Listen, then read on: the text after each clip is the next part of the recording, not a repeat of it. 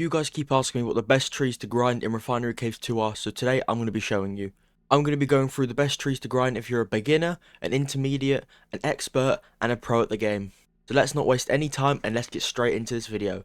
Now, if you're a very beginner, you've just joined the game for the first time, there's only one tree that you can grind, and that is going to be oak trees. Now these oak trees, they're scattered around everywhere. You can see them right here. They are these small trees, you can find them everywhere in spawn.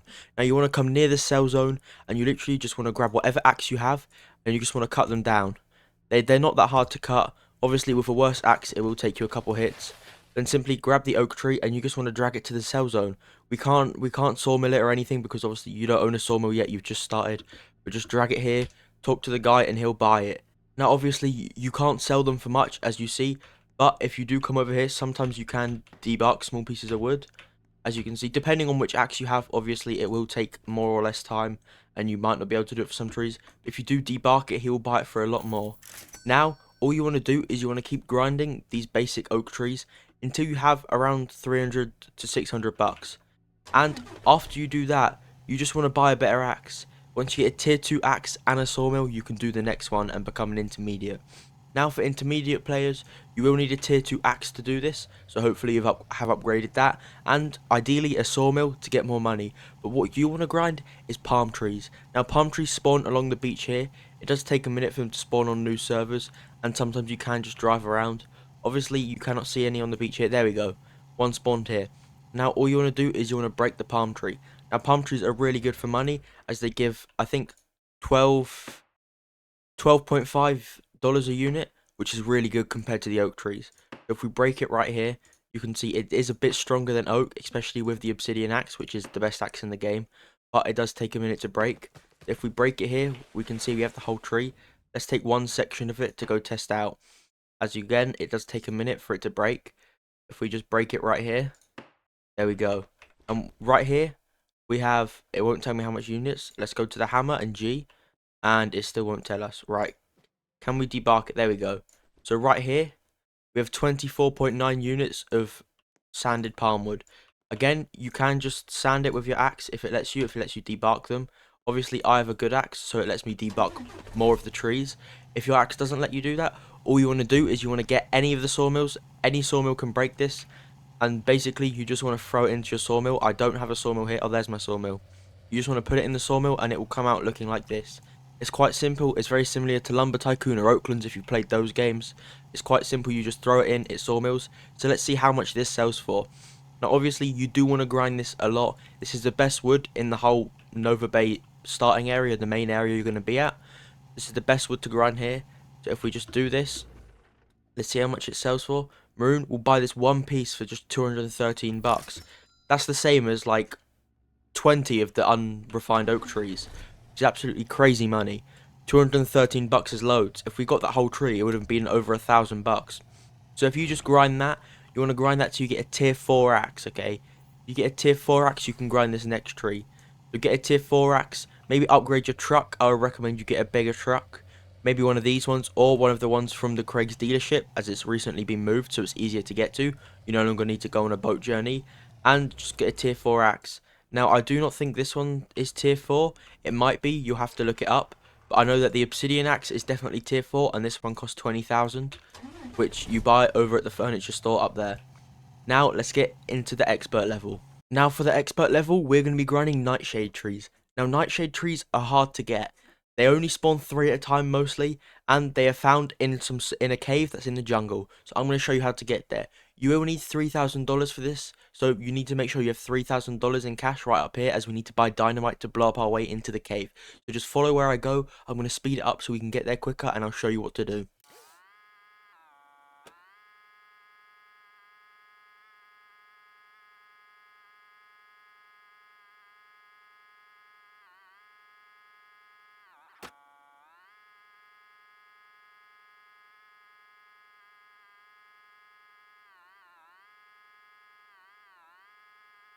Okay, we are now in the jungle. Make sure you don't fall off the bridge like I do, because that will take you a while to get back.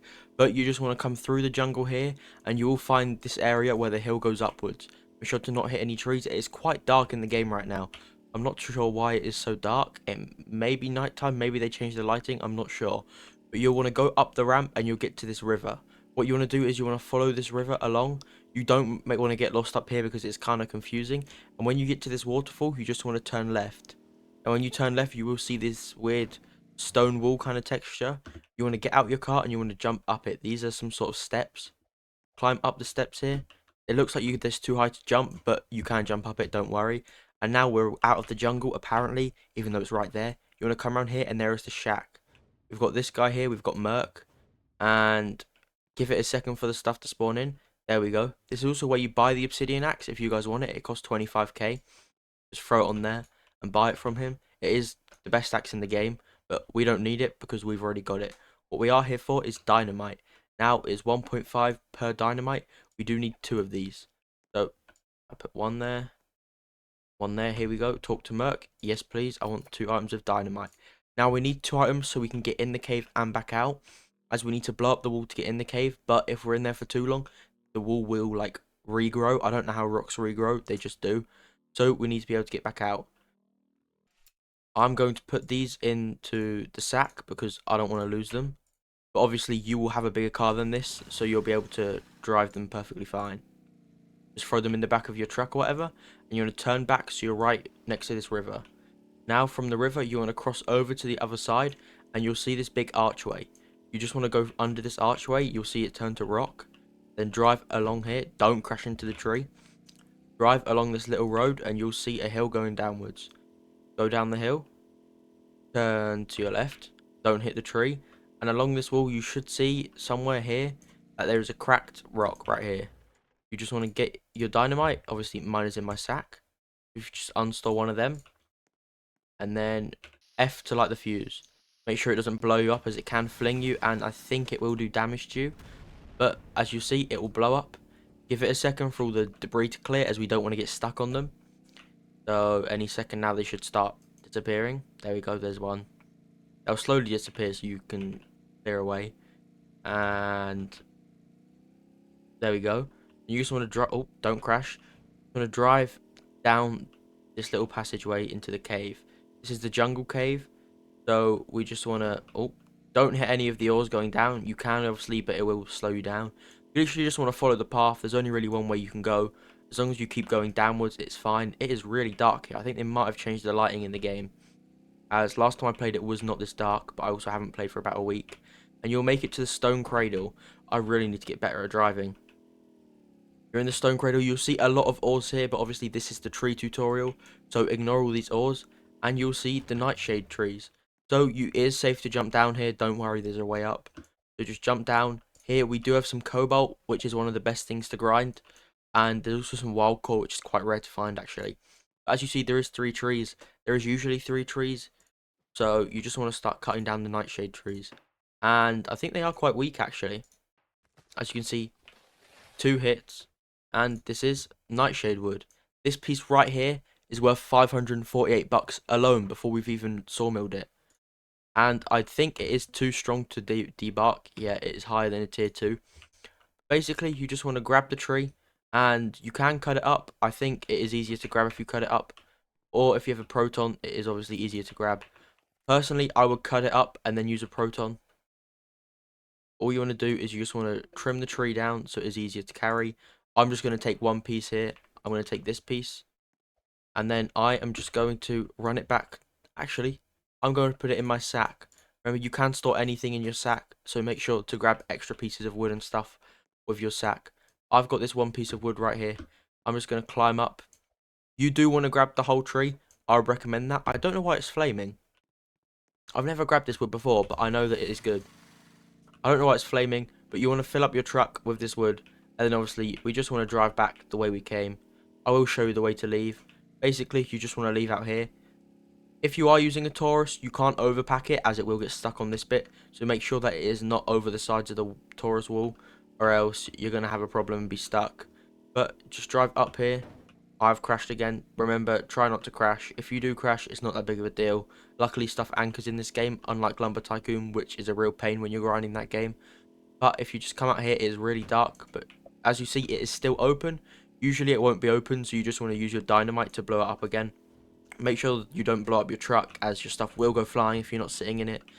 But you just want to drive back up here, back around this corner, up the hill, and we're back at the river. We should be anyway. Yeah, so the river is here. Oh, I'm really not a good driver.